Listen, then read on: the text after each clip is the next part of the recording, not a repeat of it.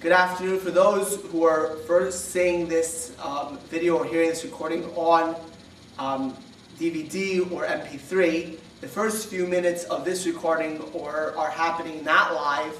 That's because the original lecture, the first few minutes were lost. So if my tie looks a little bit different or the time of day looks a little bit different, that's because this is so everyone can hear the original lecture, the first few minutes. I did point out in the beginning of the lecture that the source sheet has been changed. There were new sources added. If you're looking at the source sheet, which is found on the website, you'll notice that there are more sources. If you follow the source sheet, though, you should be able to follow the lecture as well. We ended off last week discussing Hadrian's final solution. That after the third, final, bloody war with Hadrian and the Roman legions, in which the Roman legions suffered greatly, and the 22nd legion was completely wiped out. 7 legions were involved, and Rome was put to the test. So much so, we pointed out that Hadrian was unable and unwilling to tell the Roman Senate the traditional greeting of congratulations upon his victory at Beitar. Hadrian then implemented the final solution, his final solution. First, he tried to uproot the Jewish people from the land of Israel. He tried to change the name from Judea to Palestine, the name that would stick to the land of Israel, all the way until 1948. Indeed, the original mandate for Britain, over Palestine was the mandate for Palestine. That name came from the Philistines. That was to uproot the Jewish connection. Hadrian changed the name of Jerusalem to Ayala Capitolina. And he, in place of the temple, he built a temple to Jupiter, the famous Roman god. He built the Cardo in the old city in order to show that this was a Roman city. And he only allowed the Jewish people to come back to Jerusalem once a year on Tisha B'Av. But that was not it. Hadrian tried to destroy the Jews spiritually. He banned circumcision, he banned teaching or studying Torah, and he banned any public observance of mitzvahs or customs. Hadrian tried to totally annihilate the spirit of the Jewish people. What he tried to accomplish was to make up for Vespasian's mistake. Because as we said in the beginning of last week, that Vespasian allowed Rabbi Yochanan ben Zakkai to escape Jerusalem at the end of the Great Revolt. And he allowed the Sanhedrin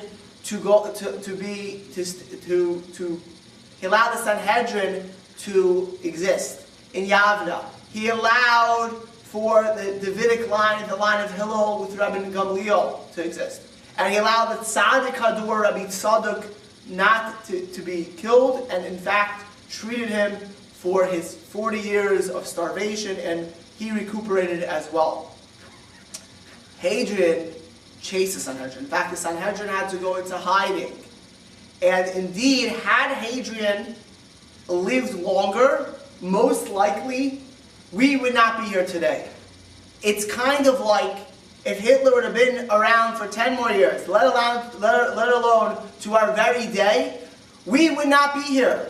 If Hitler would have beat Russia and would have knocked out Great Britain, there would be no more world Jewry. Had Hadrian lived just a few more years, he would have uprooted the total existence of Jews throughout the Roman Empire. Fortunately for us, Hadrian dies within 3 years after the Bar Kokhba revolt and dies in the year 138 of the Common Era. Hadrian is replaced by a much more benevolent, not only to the Roman Empire, but certainly to the Jews, Emperor Antonius Pius, who would rule for many years, and then by Marcus Aurelius, both of whom would treat the Jews differently. Nevertheless, Hadrian's final solution put the Jewish people at alarm. That at this point they realized they were in danger of losing who they were. And indeed, in the days of darkness of Hadrian, it really looked black. If you were a betting man in the year 136 of the Common Era, you'd have to bet that the Jewish people were done. Like Carthage, like so many other great empires, they were finished. Nobody could have in their wildest dreams imagined that we would be here today, let alone several hundred years later. The Jewish people had been annihilated.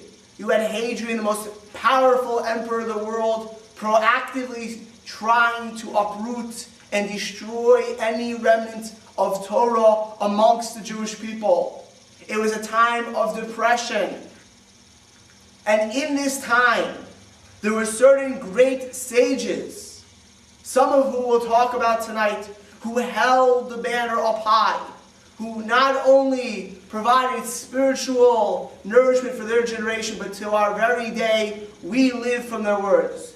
That was Rabbi Akiva, Rabbi Akiva's chief disciple, Rabbi Meir, Rabbi Shimon Bar Yochai, who was the author of the Zohar, the primary work of Kabbalah, Rabbi Shimon Bar Yochai's son, Rabbi Eliezer, who followed in his father's footsteps, and Rabbi Shimon ben Gamliel, who was a descendant of the house of Hillel and a direct descendant of David.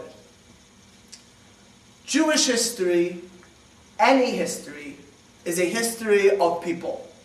The dates, places, and events are only to give social studies teachers or histories teachers papers to grade.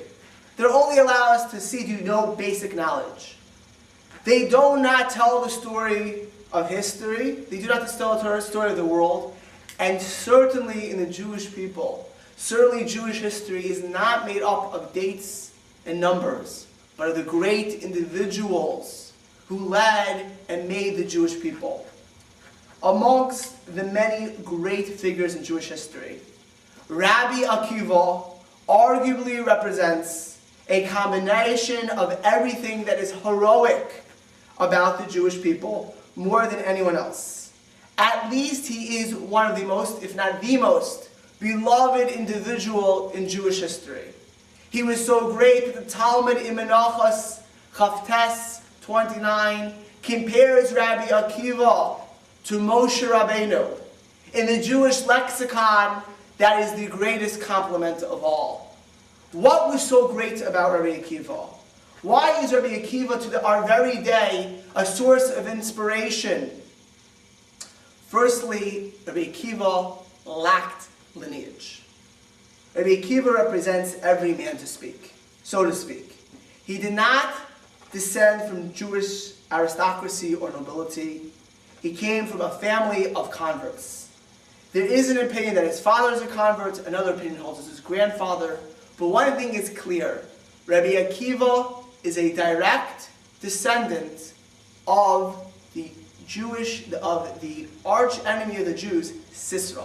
Sisera, the general who tried to annihilate the Jewish people and who ruled over the Jewish people harshly for 20 years, and who died in the days of Deborah, and who we mentioned about his mother crying on Rosh Hashanah. We blow either 100 or 101 shofar blows.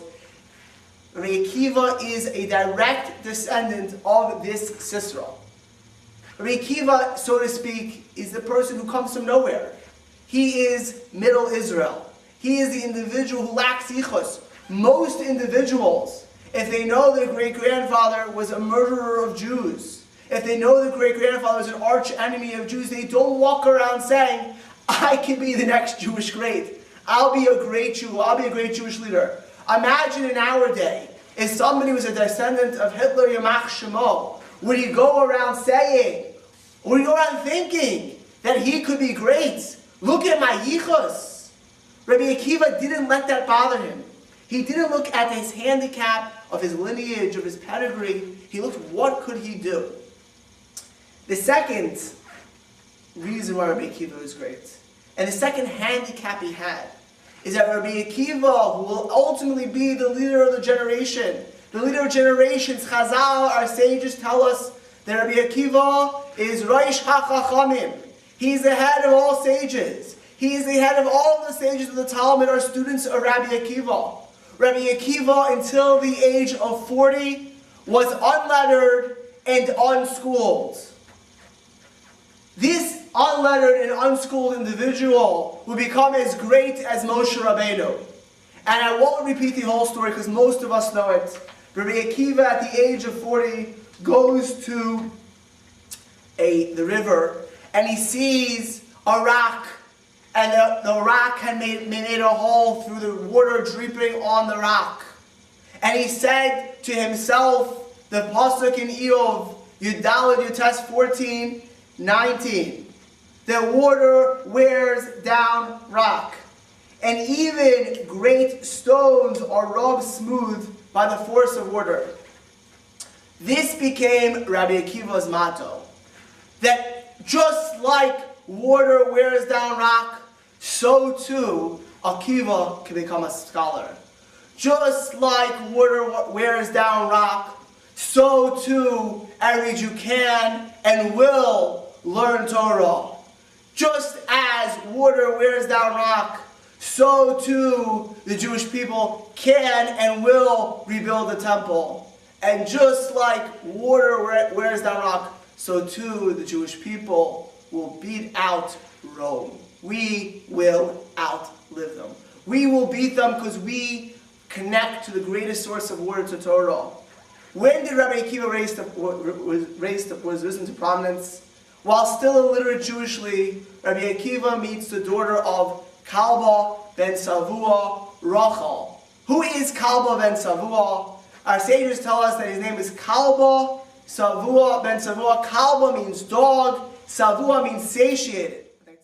Our sages tell us that he was called Kalba Savua because anyone who went into Kalba Savua's house left satiated. He would fill up everyone. He was a very generous, giving individual. One day, the daughter of Kalba Savua, Rachel, meets Rabbi Akiva. And she looks at Rabbi Akiva, and actually there's more than one source this, and she saw the refinement of his character. She saw how pure he was. Now, interestingly enough, the Talmud says that Rabbi Akiva was so frustrated when he was ignorant that he said if he saw a Torah scholar, that he would bite him if he had a chance. He'd bite him not like a dog, but like a donkey. Because a donkey breaks the bones. That because he himself was ignorant, at that time he had such a hatred of Torah scholars, even though he's such a refined individual, but it caused amongst himself a hatred. That hatred, which won't be discussed tonight, is always a constant tension. That when you feel out, that feeling of not being there could cause a hatred to those who are. Rabbi Akiva is told by Rachel that she wants to marry him on condition that he becomes a Torah scholar. And that's when Rabbi Akiva goes to this river and realizes that if water could make a hole in a rock, Rabbi Akiva could become a Torah scholar. Rabbi Akiva goes for 12 years straight without returning home to study Torah. Actually, according to most sources, he had a child first and then went for 12 years straight. He comes home after 12 years and he hears his wife telling a neighbor, of course, you know, there are always the yentas. Always have to be careful about the yentas. And there's a yenta, you know, yentas sometimes mean well, but they cause damage. So one of these yentas is telling Rabbi Akiva's wife, "Where's your husband? Good for nothing. Leaves you for 12 years? What kind of husband is that? Do you know my husband? He makes me supper every night, takes care of me. What good is your husband? What kind of husband leaves a wife for 12 years? Rabbi Akiva's wife Rachel says if he would listen to me, he would go for 12 more years and not come back until after 24. Rabbi Akiva, who overheard this conversation, does not even go into the house, turns around and learns for 12 more years. Now, the sages say, why is that? Because had he stopped, it would have been a pause in his learning. But the tenacity, the water breaking, making a hole in the rock, the goal, being the driven, that was Rabbi Akiva. After 24 years, Rabbi Akiva comes back. He is the greatest sage of Israel. He has 24,000 Talmidim. And he comes back to his wife. Now, Kalba Savua, who had disowned his daughter, disowned Rabbi Akiva, and they went into complete poverty. In the meantime, had charata. He had regrets. Why did he disown his daughter? Why did, very often in life, parents do things and they realize the consequences even years later. And he felt awful for what he did. And he heard a great sage, Rabbi Akiva, was coming to the town. He figured he made an oath never to see his daughter and son-in-law again. He would go to the greatest sage of Israel who was coming to town and ask him to annul his oath, to be matter his neder. So he comes to Rabbi Akiva, his son-in-law, and he tells him, the Talmud says, that, I regret what I did. I had a daughter who was a beautiful girl, great in Torah knowledge. She married my ignorant shepherd. And in my wrath, I disowned her. And now it's 24 years later, I feel awful. I would like to annul my oath. So Rabbi Akiva asked him, well, if he wasn't ignorant, let's say he knew one bit of Torah, would you have disowned him? And Kalba Savua says, I give you my word. That if this shepherd had known one parak of Torah Sheba'al Peh, had known one parak, then I would never have disowned my daughter and my son-in-law. So Rabbi Akiva says that your oath is annulled. I am your son-in-law. So at that point, Kalba Savua gave him half of his wealth, and of course, they were reconciled. Rabbi Akiva ultimately becomes a very wealthy individual. He was very poor. He gets wealth, the Talmud says, from three sources. He had half of Kalba Savua's wealth. The Talmud says he once found a shipwreck. And the third source is remarkable. He was a remarkable individual. Rabbi Akiva lived for 120 years, like Moshe Rabbeinu. Compared to Moshe Rabbeinu, his life spans 120 years, like Moshe Rabbeinu. It's questionable if he died on Lag BaOmer. That's according to many sources. He died on Lag BaOmer. One of the things that is celebrated on Lag BaOmer is Rabbi Akiva's death, and Rabbi Shimon Bar Yochai as well. But the third source is he ends up marrying after his wife dies. Rachel dies, lives 120 years, it was a long life. He ends up marrying the wife of a convert, the wife who converted. She was the wife of Tyrannus Rufus. Tyrannus Rufus, the governor at the time of Hadrian, who destroyed Jerusalem with Hadrian. His wife had seen Rabbi Akiva, saw the greatness of Torah, converts, and ultimately marries Rabbi Akiva. And the governor's whole fortune ends up being Rabbi Akiva's fortune. This governor who Sage says many times dealt with Rabbi Akiva, his fortune ends up being Rabbi Akiva's fortune. But Rabbi Akiva is not known for his material wealth, he's known for his spiritual wealth. Rabbi Akiva, our sages tell us, the Gemara says in Chagiga and in Nedarim, that there were 4 sages that went to the Pardes, to this world, this metaphysical world. And 3 sages went off. One went insane, one died, and one became a heretic. Rabbi Akiva was at such a level, he was able to go to the highest world and retain his greatness and even become greater. He was the greatest of the sages, and we'll see in a minute or two that nothing was able to stop him because he lived with his motto that whatever and anything is possible. Rabbi Akiva always saw that same thing he saw as a 40-year-old shepherd, that water can make a hole in a rock, that nothing is set in stone, that nothing is set in stone, that even the descendant of Sisera could be the leader of the Jewish people. Even a shepherd who knew nothing at age 40 could become a great Jew. Rabbi Akiva was the one to say, this is the general principle of the Torah. You have to love your neighbor as yourself. Chazal tell us that Rabbi Akiva was the Gabbai Tzedakah. He was the one in charge of giving tzedakah to others. Not only did he give tzedakah, he was the person who influenced even the sages to give tzedakah. There is a remarkable Gemara how Rabbi Akiva got Rabbi Tarfon, his contemporary, to give even more tzedakah. Rabbi Akiva was the one who was able to look at Shir HaShirim, Song of Songs, and not see it as a crude song of songs, like some sages did, but to see the inner beauty of an individual looking to connect to Hashem, of an individual looking to connect to his Creator. And Rabbi Akiva, of course, is famous for his statement, that everything that God does is for the good. That whatever happens is for the good. And the Talmud says a famous story. That Rabbi Akiva was once traveling at night at the time of the persecutions of Rome. And he went knocking on doors in the city and nobody gave him a place to sleep. And he was forced to go to the forest. And with him he had a donkey, he had a rooster, and he lit a candle. That night, a lion ate the donkey. A cat ate the rooster. And the wind blew out the candle, and Rabbi Akiva was forced to sleep in the dark. If this would be us, stop for a minute and be honest with ourselves. We go to a city, time of Roman persecutions. This is, in the great outdoors. At this time, the land of Israel has wild animals. Nobody lets you in. You go to sleep in the forest, and everything goes wrong in that night. Most people, they would get upset, nervous. Many people would scream, "Can't believe this is my worst day of my life. How could I do this to me? I'm the greatest sage of Israel. I mean, this is ridiculous." It's everything that could go wrong went wrong. Rabbi Akiva, calm, cool, collected. Whatever God does is for the good. That morning, of course, the Talmud says, Rabbi Akiva came to the town which had been wiped out. That the Romans had come that night and destroyed the town. And Rabbi Akiva said, had I been in the town, I would have been killed. Had I had my rooster and it would have made noise, the Romans would have heard me.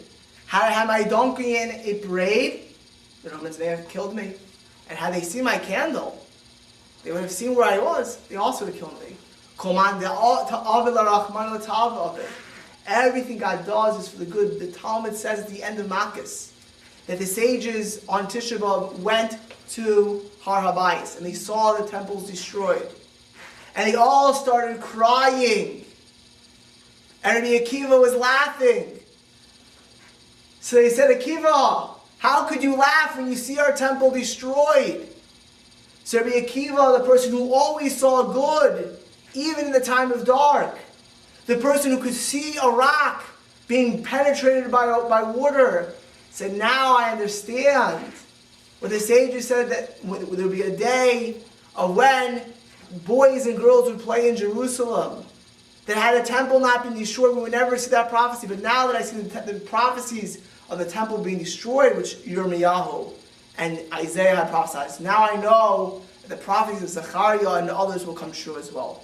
That there will be a day soon in our time, when we should be able to see the temple be rebuilt. But Rabbi Akiva was one who never gave up hope. In a time of complete despair. I mean, you have to imagine Rabbi Akiva sitting there laughing. He's in Auschwitz, 1944. Can you imagine somebody looking at Auschwitz and seeing Lakewood Yeshiva? Could you imagine somebody being there and seeing there's going to be a future for us? Do you know the strength of character, the depth of faith, the good eye that a person needs to see that in the gas chambers of Auschwitz? Rabbi Akiva was that person for the Jewish people. He was a person who, no matter what, never gave up. Who, no matter what, always saw the good. And who, no matter what, believed in the eternity of Torah, believed in the eternity of the Jewish people. After Bar Kokhba falls, in 135 of the Common Era, as I mentioned, there was the final solution of Hadrian. Rabbi Akiva had backed Bar Kokhba. Rabbi Akiva had lost, this Chazal tells us, all 24,000 of his students, and he was almost 120 years old. He could have said, "Enough. I give up. I can't go on anymore. I'm at the end of my life. What does God want from me?" Rabbi Akiva went back and taught 5 students again. Rabbi Akiva even then didn't give up. And he taught 5 students, and of those 5 students, thousands and more came. Rabbi Akiva's students did what Bar Kokhba could not. They ultimately outlived and beat Rome. When Rabbi Hadrian had his terrible decrees, including not studying Torah, death sentence for any Jew who studies or teaches Torah.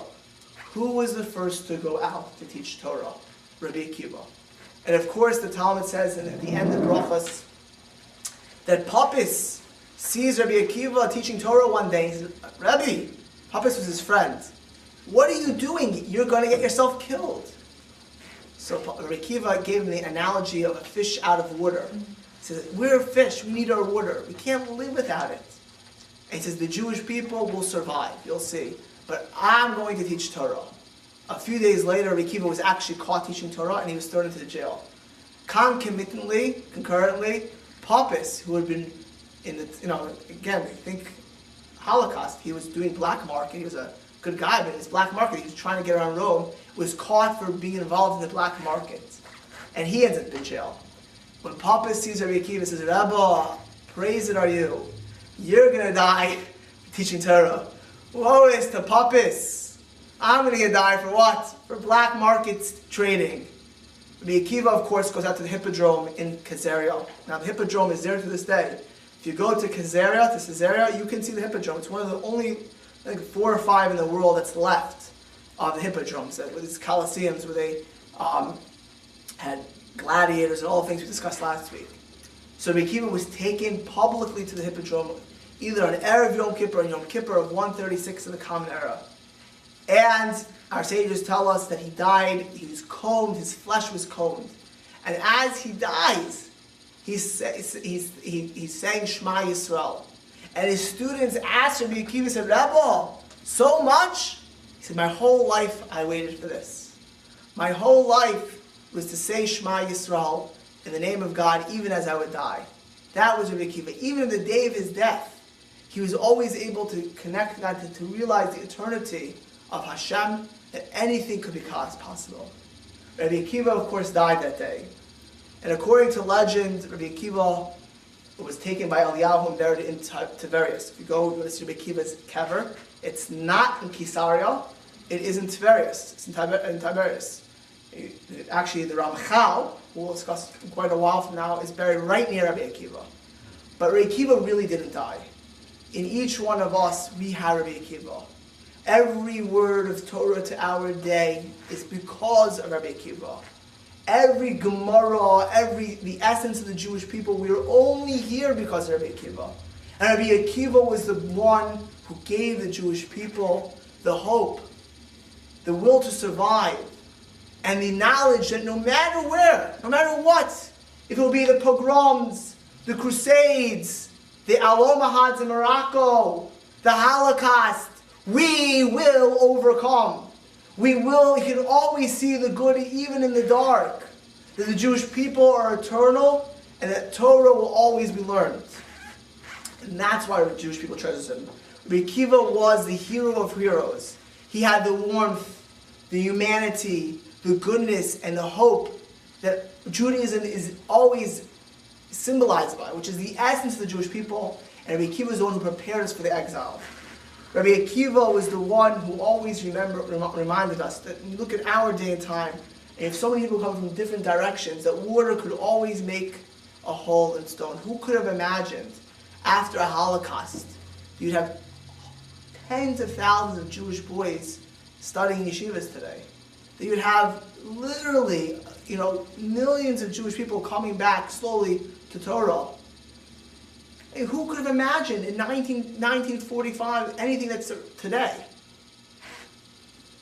Rabbi Akiva's greatest student is also one of these individuals who was a key individual in rebuilding the Jewish people after the Holocaust of Hadrian, after the Third Roman War. Probably one of the most enigmatic individuals in Jewish history. His name was Rabbi Meir. Rabbi Meir, which we don't even know his real name. The Talmud questions, was it Rabbi Nechemia? Was it Rabbi Naharai? He was called Rabbi Meir because Rabbi Meir means light. Rabbi Meir was also a descendant of non-Jews.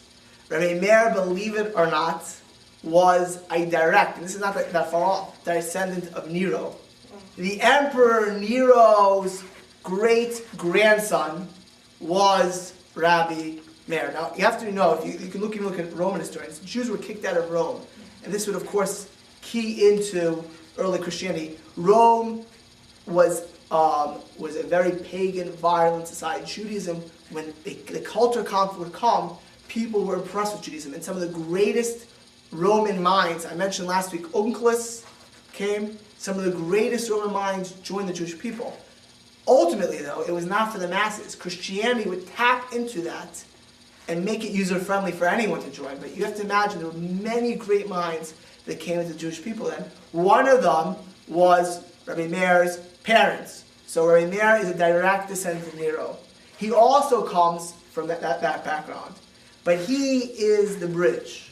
Rabbi Meir was the bridge from the post-Holocaust generation. He was the Rabbi Aaron Cutler, coming after, just for a contemporary analogy, Rabbi Aaron Cutler coming after the Holocaust and beginning the seeds to build seeds of Torah in America. Right? Whenever, you read Rabbi Aaron Cutler's life, everything was build. Rabbi Elya Meir Bloch was another one. He built tells. Rabbi Elya Meir Bloch, I want you to understand how great this individual was.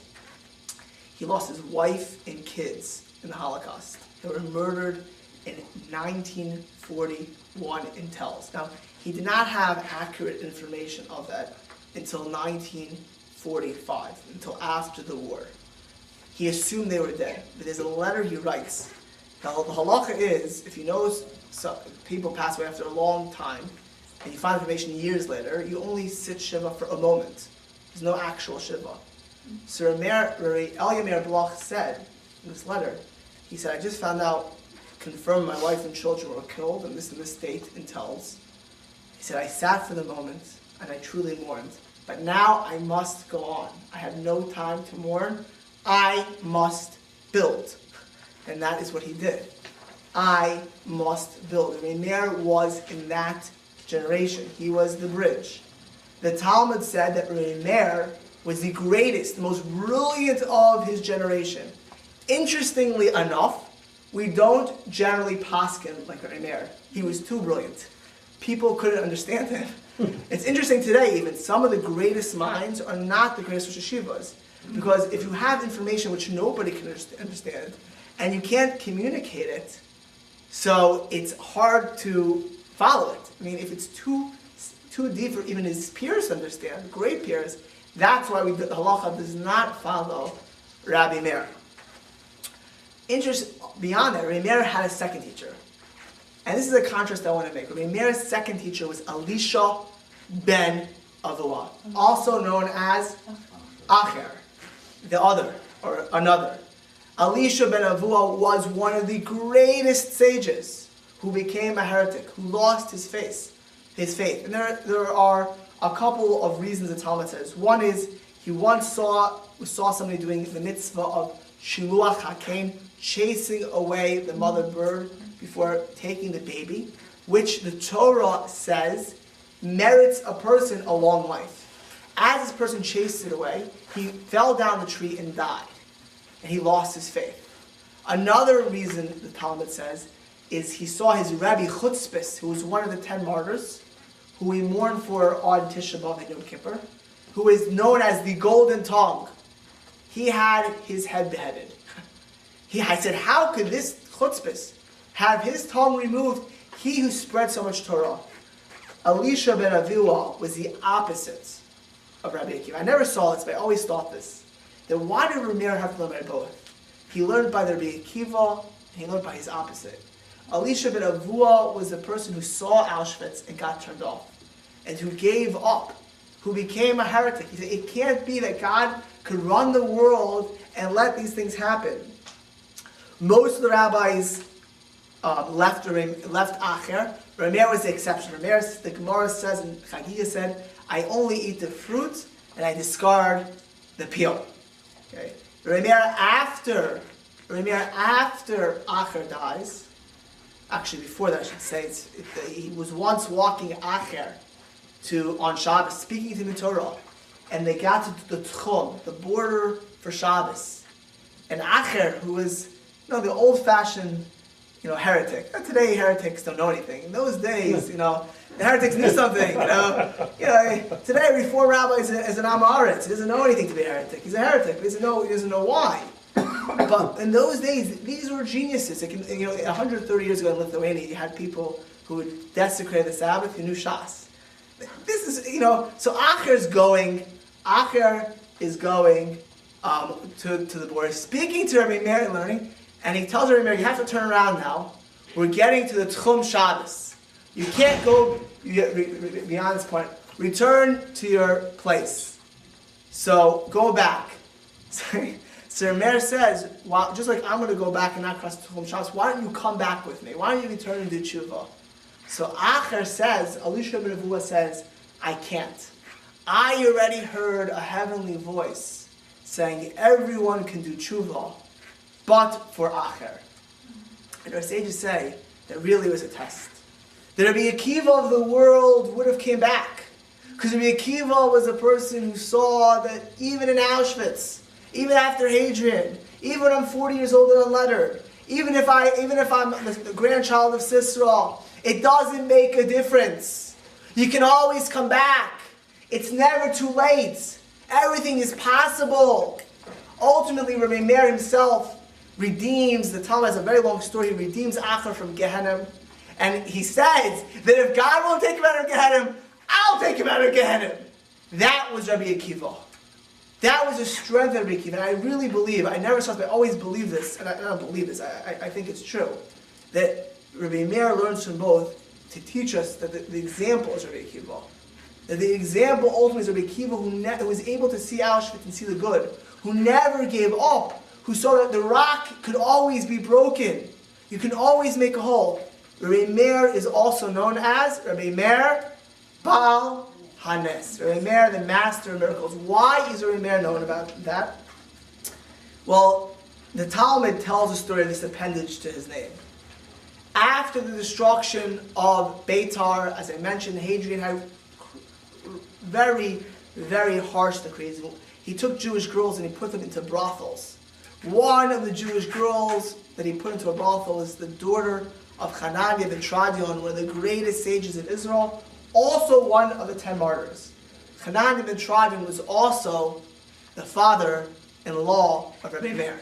Rabbi Meir married Hananiah ben Tradion's other daughter. So his sister-in-law got thrown into a brothel. And he went and he snuck in and he pretended like he was a Roman who was going to patronize. He asked for this girl in particular. And he goes over to her and he says, how about you and me? He's testing her. And she starts using excuses and this and that. And it was clear to Rabbi Meir that she had not slipped up. And then he reveals himself. That I'm your brother, I'm Rabbi Meir. He takes off his costume. He says, I'm going to get you out of here. Now this, by the way, is the trait of Rabbi Akiva. This is the consistency of Rabbi Meir. That no matter what, you can be in a brothel, I'm going to get you out. You're in Gehenna. Don't worry, I'm going to get you out. Don't give up.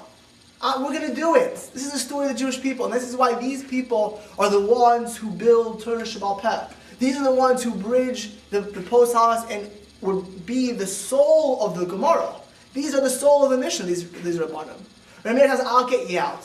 So he goes to the guard and he offers him an outrageous sum of money to free his sister-in-law, the daughter of Hananiah ben Tradion. Now, of course, in good old Roman terms, he says, I'm very happy to take the money, but I can't let her out. If they count the amount of prostitutes and your sister-in-law is not here, they're going to have my neck. So Meir says, don't worry. If they come for you, just say, Aloka to Rabbi Meir Anini. The God of Rabbi Meir should protect me. Say those words. So he doesn't believe him. He says, I'll prove it to you. So this Roman guard of the brothel had 2 ferocious dogs. 2 huge dogs. He said, sick the dogs on me. And he's only too happy. He lets the dogs jump. Rabbi Meir says, Aloka to Rabbi Meir Anini. The dogs stop. The guy's flabbergasted. The dogs stop in midair. And he then believes Rabbi Meir. And he takes the money happily, and he lets her go. Rabbi Meir takes his sister-in-law, and he escapes with her.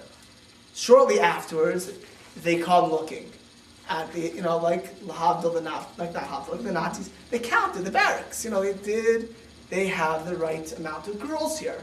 And they were 1 short in this brothel. And they tell the Roman guard, well, what happened? You're 1 short. And he says, Aloka Rabbi Meir Anini. the God Rabbi Meir should answer me. And he immediately he flies out of there when he says that.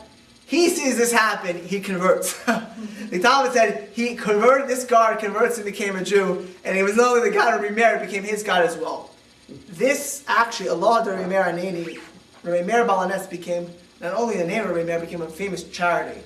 In 1860, Shmuel Salant, we will learn about Jerusalem in the 19th century, in a long time from now, but Shmuel Salant, Jerusalem was sparsely inhabited, but around 1820, 1830, the population starts going up and up and up. And by 1860, you had a relatively poor population with very little means of parnassa, of making a living there. And so they started a charity called Charity of Rabbi Meir Balanes. That became the number one charity in Europe. When people gave to charity, they always gave to the Jews in Israel. That was historically, way before the Zionists or anything else. So 1860, the charity of Rabbi Meir Balanes, and the minhag became that when you give charity, you say Allah Rabbi Meir Aneni, and you give the charity. In fact, it's also a skula. There's a famous skula if you forget something for lost objects. Also to remember Rabbi Meir Balanes. Rabbi Meir was married to a brilliant lady named Bruria. In fact, Chazal tell us that when Rabbi Meir couldn't give a shir, she pulled down the curtain, and she didn't give the shir. Bruria was brilliant. And they had a very tough life. And at one point they had a miscommunication. And according to some opinions, Bruria even committed suicide. Okay? Rabbi Meir, at the end of his life, was traveling the world. He was alone. And he died in Turkey. And his last words, I'll translate the Talmud, "Bury me by the seashore, because the waters that brush the coast, this land, are the waters that brush the Holy Land. And those that are attached to something that are holy, which is our holy. The waters that touch Turkey touch the Holy Land. So if you bury me on the coast of Turkey, that water will touch the Holy Land's water, right? The waters that touch Turkey touch Israel, so these waters are also holy. Bury me on the coast." I say to say that he was ultimately transported to Tiberias, which if you go to Tiberias today, Rabbi Meir Balanes' kever is there, and he's buried in the seashore instead of Tiberia. But Rabbi Meir was the person who formed this bridge of the new world. He was the person who said that the waters are holy. We are going to connect from one world to another world. Rabbi Meir was that person who, like his Rabbi Akiva, would never give up, no matter what the circumstances. Rabbi Meir, even though we don't pass him like him, Mishnah, Stam Mishnah, is like, and they will tell you, Rabbi Meir. The regular Mishnah, if you don't know who the author of the Mishnah is, it's always Rabbi Meir. Look at source number 1. I was looking for some kind of list of tonight. I found this on Wikipedia. It's not great, but it's doable. If you look, you have Hillel and Shammai. Hillel and Shammai are contemporaries of Herod. Okay, that's before, right about 50 BCE. So then you have Yochanan ben Zakkai, who was a primary disciple of Hillel. As mentioned, Yochanan ben Zakkai was a leader who took the Jewish people out of the first revolts. Yochanan ben Zakkai, and on the side of his Gamliel the elder, he was a son of Hillel, and he would be the Davidic line going down, the house of the Nasi. Rabbi Yochanan ben Zakkai had 2 great students, Yeshua ben Hananiah and Eliezer ben Hyrcanus, who had a student Akiva. Then you see Akiva as a student of Rabbi Meir. Okay. If you look on the other side of Rabbi Gamliel, the son of the elder, it doesn't say Rabbi Shimon ben Gamliel comes next. Both Rabbi Shimon ben Gamliel will connect to the bottom. That's to Judah Hanasi, Yehuda Hanasi, Judah the prince. Okay, Judah the prince. The third individual tonight we'll discuss is Yehuda Hanasi, Judah the prince, who will be the man to emerge to make his mark and ultimately bring down the Mishnah. Yehuda Hanasi was a student, as we can see from source 1, of Yehuda bar Elai, but Yosef and Yosef bar Chalafka. However, interestingly enough, the Talmud in Erev and Daf Yud Gimel says that he attributed his own personal greatness in the Torah of seeing Rabbi Meir's back. He said, because he was still young when he came to the class of Rabbi Meir. He didn't really learn primarily about Rabbi Meir, but he said, all of my grayness is because I saw the back of Rabbi Meir. I saw the back in the lecture. Right? He was facing back here. All of you have good seats, you see the front. But he was in the back. He saw Rabbi Meir's back. And as Rabbi Yehuda was tapping in to the greatness of Rabbi Meir and Rabbi Akiva. Rabbi Yehuda HaNasi, he was not Rabbi Akiva and not Rabbi Meir in the sense of lineage and starting point. But he was from nobility. He was a direct descendant of Hillel and King David. He was charismatic. He was wealthy. He was intelligent.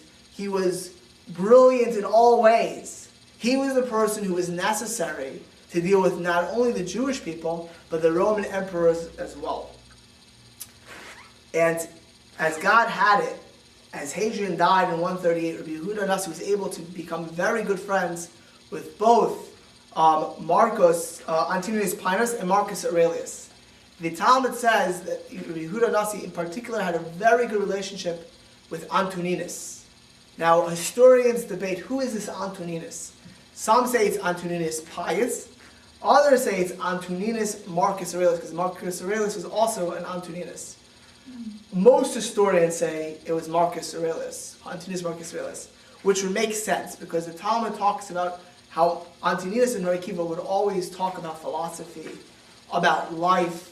Rabbi Yehuda HaNasi, Judah the Prince, was the advisor of Antoninus. Well, if you look at historians, Marcus Aurelius was called the philosopher king. He is referred to as the philosopher king.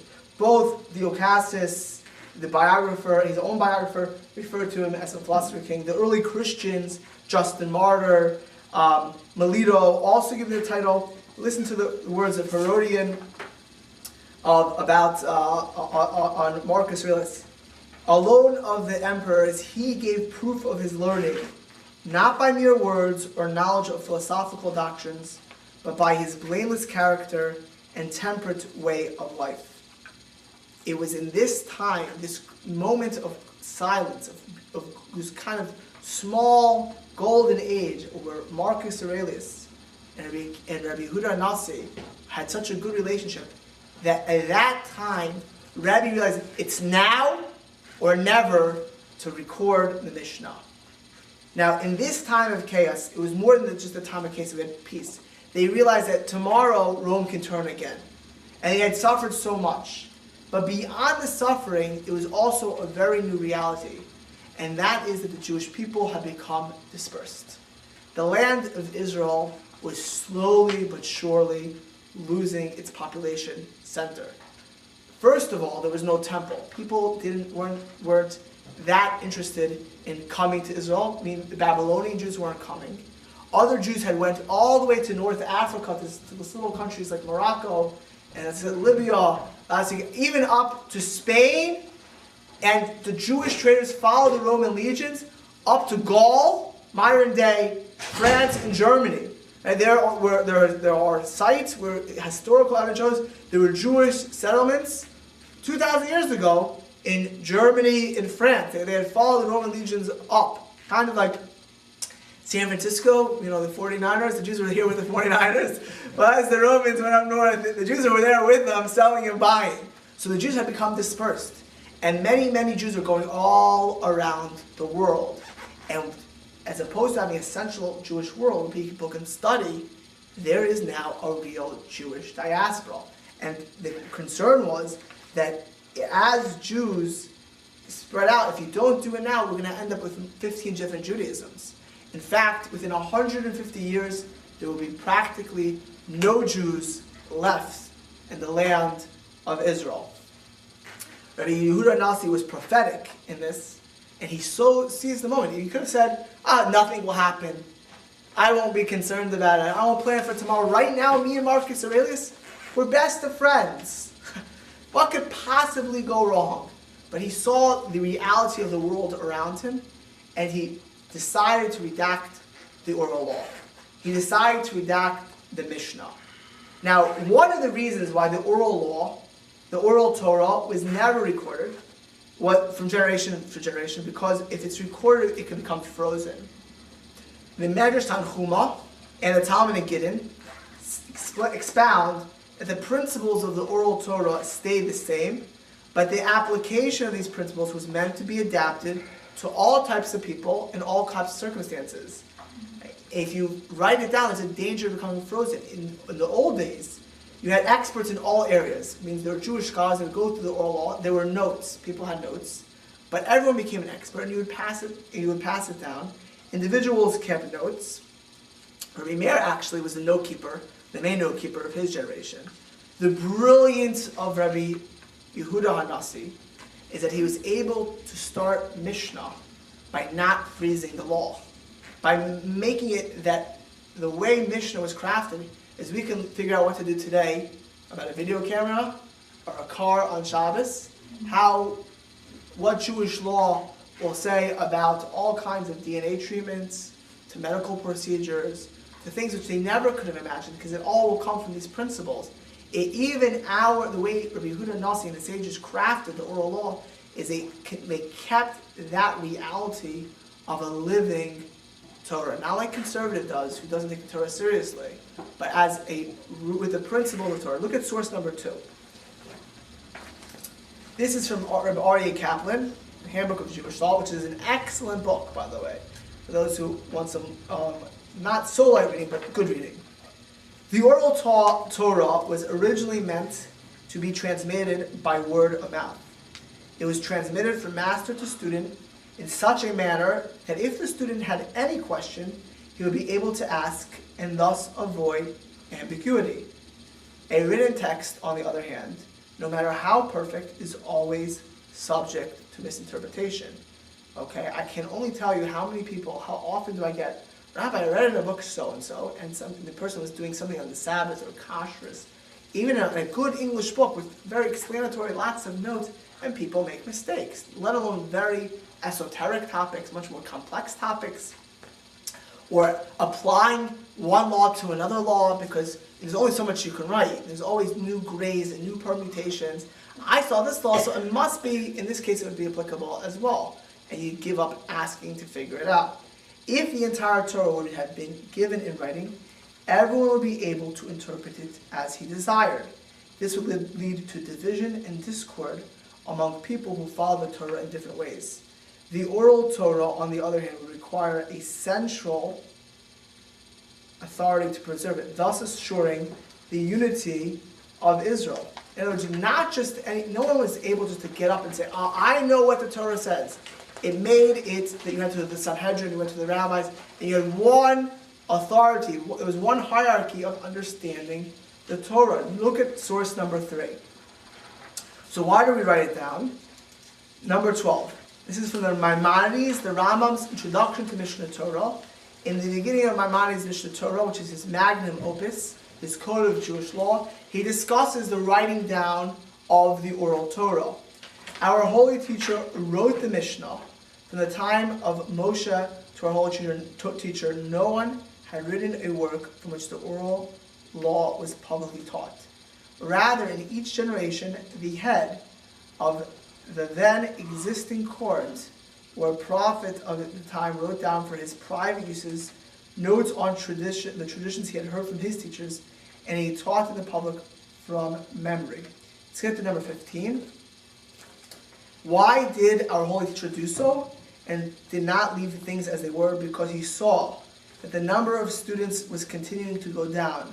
Calamities were continually happening. Wicked government was extending its domain and increasing in power. And the Israelites were wandering and emigrating to remote places. He thus wrote a work to serve as a handbook for all, so that it would be rapidly studied and would not be forgotten. And throughout his life, he and his court continued giving public instruction in the Mishnah. This was an emergency decree, and they wrote it in a way of where it would not be locked in, right? Where it would be the oral tradition. Now, a typical question, and this is why I wanted to deal with this, very often, Rabbi, if we had a strong oral tradition, right, it was passed from student to teacher, well, anyone who learns the Talmud, I remember in law schools, and all these people who knew nothing of the Talmud would say to me, "Oh, that's so Talmudic." You knew that somebody said it to you, had no idea what Talmud was. It's so Talmudic, because usually it wasn't that profound. Talmud's a lot more profound than that. But Talmudic is hair-splitting, back-breaking, and arguing about lots of points. And aren't there many arguments? Now, guess what? There are no arguments about basic principles. Nobody argues, do you keep Shabbos? Nobody argues, do you keep pork? Nobody argues, could you, not keep Yom Tov, or could you be with your wife at certain times of the month? There are no major mitzvahs, none, zero major arguments. All of the arguments of the Talmud are primarily in rabbinic things, for the most part, and they're the minutiae of the rabbinics. There are some things that discuss the biblical, but it's the minutiae, it's the details. It's the how-to, the basic, there is never a disagreement about. Okay? And we'll see later how remarkable that is. Look at source number 4. This is from the Rabbi. There are 3 Rabbis. This is Rabbi number 1. Rabbi Avram ben David, who wrote the Sefer Kabbalah, which is the chain of transmission. He was a 12th century Spanish sage.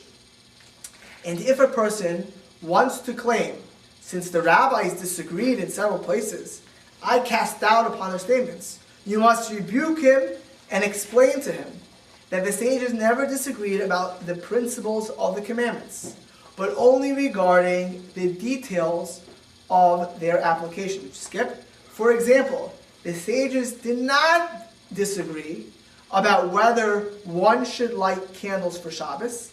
They were only divided in respect to the type of substances to be used in those candles. Okay? The Mishnah is broken down into 6 major basic areas of Jewish law, which cover the gamut of halacha. That is Zra'im. Zra means seeds, which cover all the agricultural rules, laws for foods, as well as the blessings. Moed, which is holidays, which deals with the Sabbath, Shabbos, and other Jewish holidays. Noshim, which means women, which are examined all of the issues between man and woman, such as marriage, divorce, etc.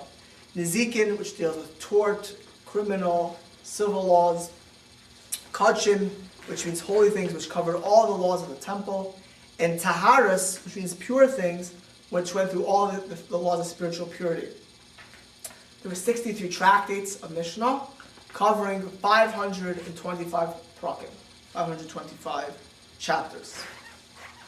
Now, Rabbi Yehuda finishes the Mishnah approximately 190 of the Common Era, and in Sipori, which is in the Galilee, that's where he lived, and dies shortly after. Now, interestingly, most archaeologists, and they have actually found evidence of this, assume that Rabbi Yehuda Hanasi and many of his contemporaries are buried in Beit Sha'arim, which is not far from Tzipori, and there was actually the previous place of the Sanhedrin.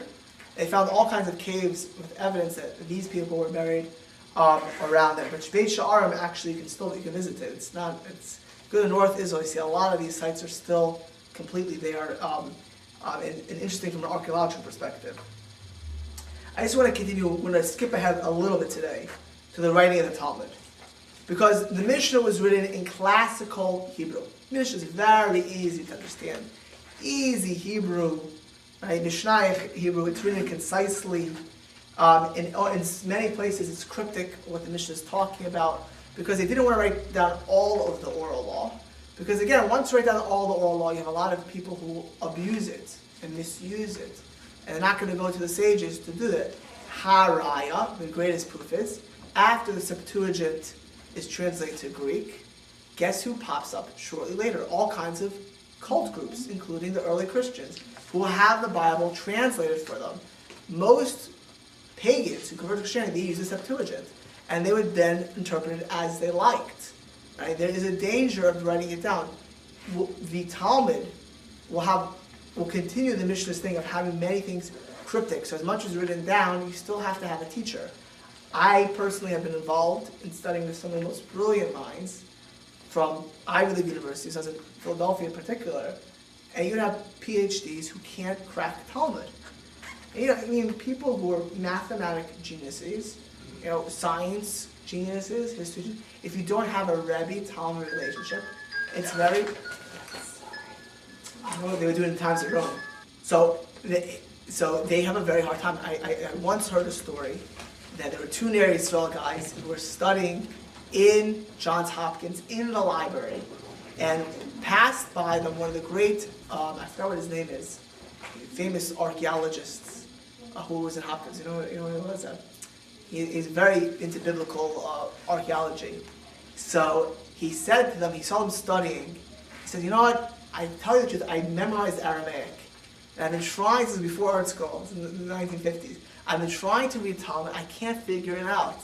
Can you explain to me what's going on? Here's a guy who learns Aramaic. He couldn't figure what's going on. It still necessitates a Rabbi. Okay? Even, I can give you a talk, I learned in yeshivas for many years. And when you speak to a great Rosh Yeshiva, you'll see there's multiple levels of understanding things. There is tremendous depth, and there's lots of hidden messages in the Talmud. So even when we write it down, we still keep that element where you need a Rebbe, and that allows people not to misinterpret it, and it allows people to have that connection to the true tradition of the Surah. At the time of Rabbi Yehuda Nasi, it was not yet necessary to write down Gemara, but things got increasingly worse. As you'll learn about next week, the early Christians would badger the Jews to no end. The yeshivas had harder times. And it came to the point in the 500 of the Common Era where they ultimately would write down the Gemara. But before that, Rabbi Yehuda Nasi had a contemporary called Rabbi Chia. Chia is Aramaic for Chaim. Chia means life. Rabbi Chia was his nephew who wrote the Brises. Brisa means outside. Brisa was outside. And what Brises was, they flesh out the Mishnah. So you had Rabbi Chia adding the Brises, which came afterwards, and they fleshed out the Mishnah in that way. So when you learn Gemara, you'll see that there's lots of Mishnah and there's lots of Brises. Ultimately, the sages both in Israel and in Babylonia began to work on the Talmud, to write down the Talmud in the same way of the Mishnah, but to expand on it. In Israel, they started first. They got more nervous quickly because they had the early Christians there. Babylonia became increasingly popular because where they were at that time in Persia, there were no early Christians, and they had much more tranquility. The Jerusalem Talmud was actually not in Jerusalem. There were no Jews in Jerusalem. That edict of the Romans had not changed at all. It was written in Tiberias, in Tiberia, the home of the last home of the Sanhedrin. It was only called the Jerusalem Talmud because out of respect to the real home of the Sanhedrin, which was Yerushalayim, they called it the Jerusalem Talmud. But it was never written in Jerusalem. It was only in Tiberia, it was only in Tiberias. However, it ended short. They didn't get to finish it. It was much more cryptic, it's more difficult to understand. And the Babylonian Talmud, which was a complete project, which finished at the end, that became the bread and butter of what we study today. Now, the Jerusalem Talmud and the Babylonian Talmud go together. They're not in contradiction. The few places where they are, we follow the Babylonian Talmud. In the Talmud, there's not only the halacha, there's called the Agadata. The Agadata has lots of stories, and many of these stories have the cryptic, theological, philosophical secrets of Judaism. And they were purposely hidden, some in stories which almost sound nonsensical, some in stories which are historical, some in stories which there's a simple meaning, but a deep meaning as well. That was also put there so people would have to learn by teachers. Okay, ultimately, we would end up with a Talmud which has Mishnah, and the Gemara, which means, Gemara means in Aramaic tradition, or in Hebrew, finished. It was the finished part. We have the Gemara and the Mishnah. Next week we will see how important it was for this writing of the Torah down. That ultimately, the oral Torah, had it not been done at that exact moment, we would have lost our tradition. We were under tremendous pressures at that time by the Christians to assimilate.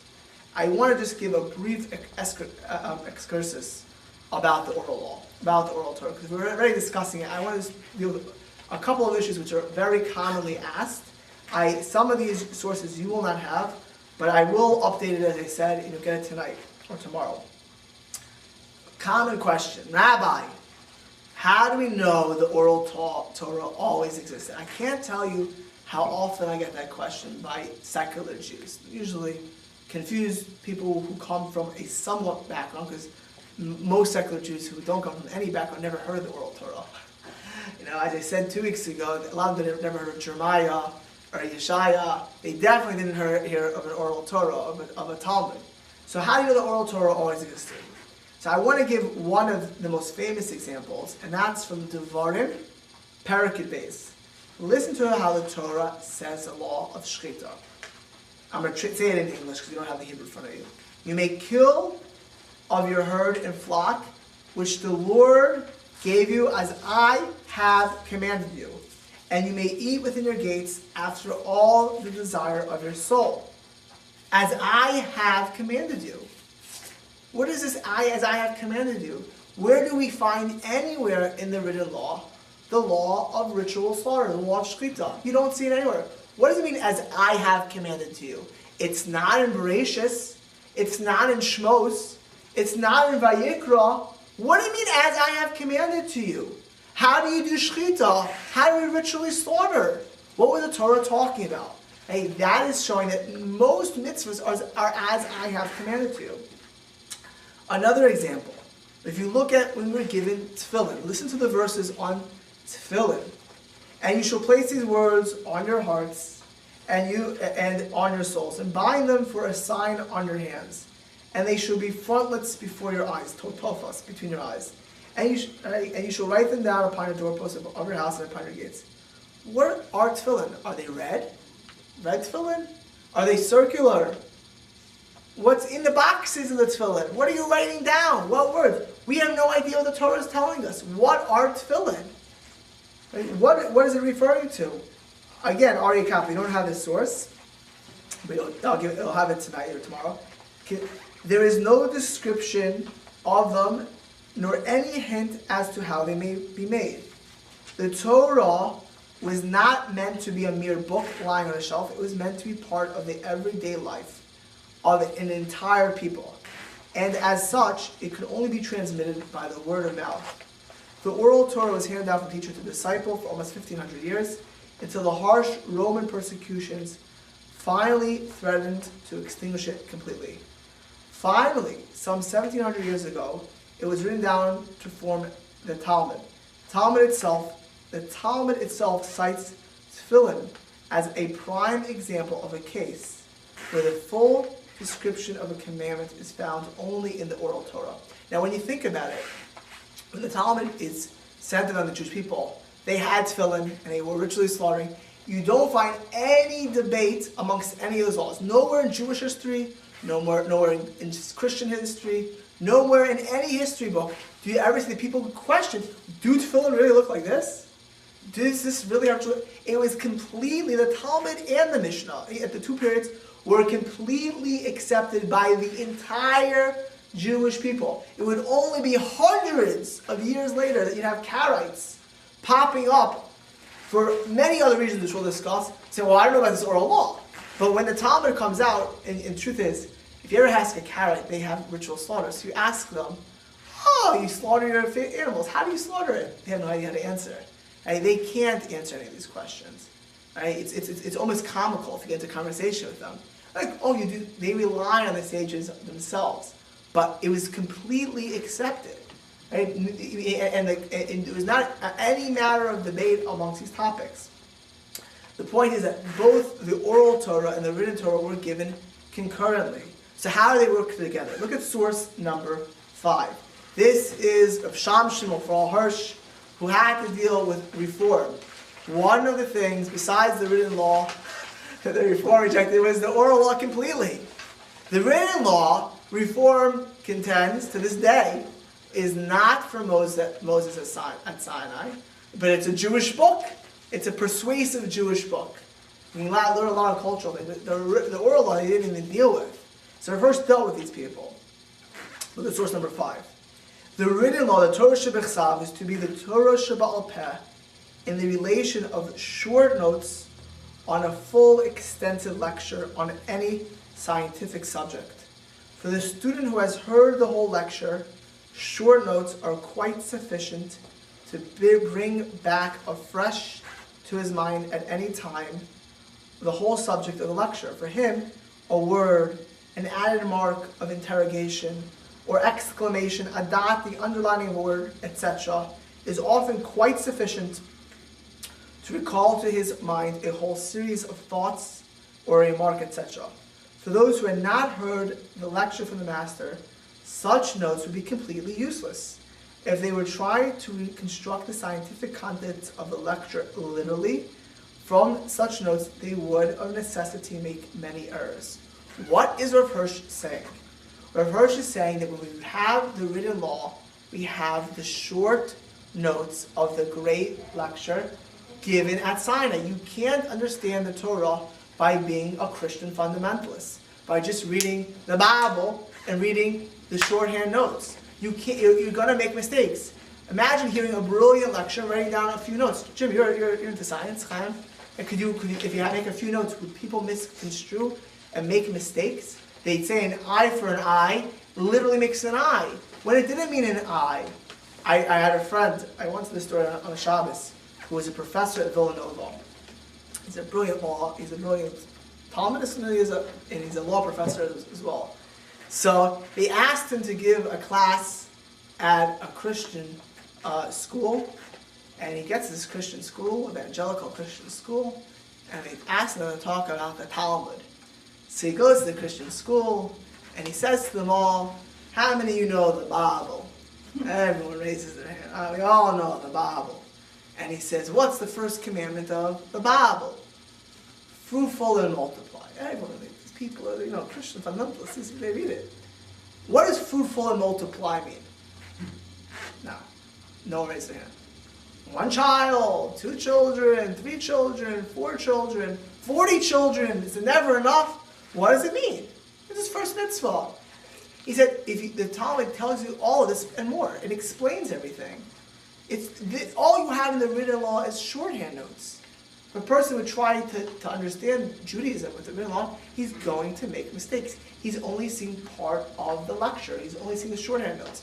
Rabbi and Kotler, the Rashiva from Lakewood, used to say that the written law, Torah Shebechsad, is like a global map, seeing the big cities, and the street map is the oral law. You can't know where you're going unless you have the oral law. You're going to make grave mistakes. You're going to be missing the pulse of what it means to Jew. You're not going to know how to decide Jewish law. This, and I want to emphasize this again, is a crucial point to be made in history. The Gentiles, and not only the Gentiles, but Reform and later conservative Jewry, are going to claim that Judaism changes at the time of Judah Hanasi, and a little bit before by Hillel. It's called Rabbinic Judaism. Until then there was Biblical Judaism, and then there is Rabbinic Judaism. You could look, if at any source, when I got that chart from tonight, I saw a thing. Rabbinic Judaism. Like there's a new Judaism that comes out, which is ridiculous. Because again, could you imagine the rabbis trying to convince the entire Jewish nation how to put on tefillin, how to do ritual slaughter? It's impossible to make that. The Torah was always given as one. You never find it to be about any of these core issues. And even when the Sanhedrin paskined it, it was universally accepted. You don't find 40 different Jewish people. Ultimately, when you find Jews in Spain in the 7th century, you find Jews in Iran, find Jews in Morocco, find Jews in Gaul, they're all doing the same thing. And they weren't all convinced that 200 years earlier that this must be what you heard at Sinai. The Torah was always given at once. The greatest fallacy, and these are for people who don't want to keep Torah mitzvahs, is to call it Rabbinic Judaism. It's a newfound Judaism. That is false. The Torah, oral Torah, there was no change but for Rabbi Yehuda Nasi being forced to lead the Jewish people to write it down. And the biggest proof is it was never a matter of contention among any of the Jews. There'll be no contention until many years later, again, until the Karaites come, and they'll disappear from history, but we'll learn about the Karaites as well. Look at source number 6. It's just a beautiful source. This is from the Talmud in Shabbos 31a. We'll read the whole thing in English. You can read the Hebrew later. Our rabbis taught, a certain heathen once came before Shammai and asked him, how many kinds of Torah have you? 2, he replied, the written Torah and the oral Torah. I believe you with respect to the written, but not with respect to the oral Torah. Make me a proselyte, a ger, on condition that you teach me, the written Torah only. He scolded it and repulsed him in anger. That was Shammai. When he went before Hillel, he accepted him as a proselyte. On the first day, he taught him Aleph. Second day, he taught him Bet. Third day, he taught him Gimel, Dalid, the first 4 letters of the Hebrew alphabet. The following day, he reversed them to him. But yesterday you did not teach to me thus, he protested. Must you then not rely upon me? Then rely upon me with respect to the oral Torah as well. It's going much deeper. Do you know that if you don't have an oral Torah, you can't even read the words of the written Torah? Do you know that all Christians, anyone who reads the written Torah has to rely on the oral Torah? Because you can't, there's no vowels in the written Torah. And guess whose version they're all following? The oral Torah's version. The Septuagint is going to be based on our tradition. Otherwise, don't eat ches lamed beis and basar. What's ches lamed beis? What's ches lamed beis? It could be read as milk, chalav, or chalev, fat. How do you know what it means? Is it chalav? Don't eat meat and milk? Or don't eat meat and fat? You have no idea. You can't even read the written law unless you have an oral tradition. There are no vowels. If you're going to trust me by this, you got to trust me by this. Right? It's saying much deeper. It means that the whole written Torah, you can't even open it. We'll look at number 1. You'll have the source. This is also from Maimonides or the Rambam, Introduction to Mishnah Torah. All the commandments that were given to Moshe at Sinai were given together with their interpretation. Listen how the Rambam Maimonides learns the verse. As it is written, this is Exodus 24:12, and I will give thee the tablets of stone and the law and the commandment. Law is the written law, the commandment is the interpretation. We are commanded to fulfill the law according to the commandment, which is the oral law, like shchita, as I commanded. That is how you do shchita. And I want to end with number 8. I mentioned tonight that we had 3 great scholars. We had Rabbi Akiva, we had Rabbi Meir, we had Rabbi Yehuda Nasi, who really preserved Torah for the Jewish people. We'll learn next week Judaism is going to change. It's not going to change spiritually, but the persecutions will become great. Next week we're going to pick up with the early Christians, and really the beginning of Christianity. We'll go back to the beginning of Christianity and what that means for the Jewish people, because our next 1700, 1800 years are going to be with that reality. But what's going to keep the Jewish people, what has not only kept us spiritually as in the law, but the soul of the Jewish people is going to be the Talmud.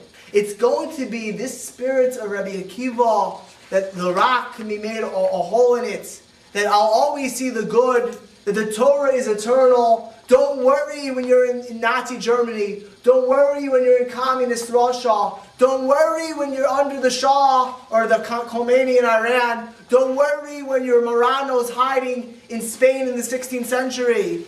We will be victorious. Listen to Rabbi Wine is an inimitable. This is actually an article, 2005, the Jerusalem Post. Go to the source number 8. Go to the bolded part.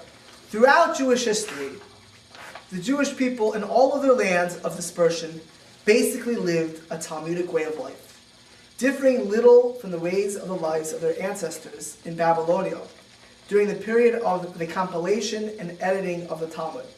It was the Talmud naturally based upon the sanctity and integrity of the Torah, the written law that bound world Jewry together in spite of the enormous distances of space and society that exile imposed upon it. Skip to the next bold. Even though the vast majority of Jews were hardly Talmudic scholars, this field was pretty much reserved for the rabbis and judges of Israel. Almost all Jews were aware of the Talmud, its values, messages, decisions, and stories. It was the guiding book in their lives, not only in matters of ritual and law, but also in terms of personal behavior, societal goals, and vision of the Jewish future. It was almost as though through a process of osmosis that Jews absorbed within themselves an appreciation and respect for the Talmud. Eventually, it could be said that the book referred to in the phrase, people of the book, was the Talmud. It is no surprise, therefore, that the Talmud became the target and flashpoint of opposition to Judaism, its values and practices, as well as its practitioners. The burning of the Talmud was a regular part of Christian persecution of the Jews throughout Europe from the time of Louis the Ninth in the 13th century to Nazi Germany in the 20th century. Again, all those dissident Jews who rejected the traditions of the oral law and sought to create new forms of Jewish life also attacked the Talmud bitterly and discredited its ideas and formulations. From the Karaites in the 7th century to the Ivetska, the Jewish section of the Bolshevik Party, Jacob will tell me I say it afterwards, that Stalin would later purge in the 20th century, the Talmud was vilified and its pages torn and destroyed by Jews who were bitterly opposed to its teaching and who recognized that no new form of Judaism could ever take hold as long as the Talmud was still studied, respected, and loved within the Jewish world. Nevertheless, like the Talmud, Jewish people that it protects has weathered all storms. It is the main text and topic of study in all yeshivas throughout the Jewish world. Competence in its study is the first requirement for all rabbis and teachers who maintain and defend the veracity of Jewish tradition from Sinai until our day. The Talmud is old, but it remains fresh and vital. Its study is complex, challenging, but it is a labor of love. For understanding the Talmud is the way to understanding the Jewish soul, the Jew that is within us all, and that is our true connection to our past and to our destiny. This was the gift Rabbi Akiva, Rabbi Meir, Rabbi Yehuda Nasi gave to us to connect our past, to build our future. Next week, early Christianity. Thank you.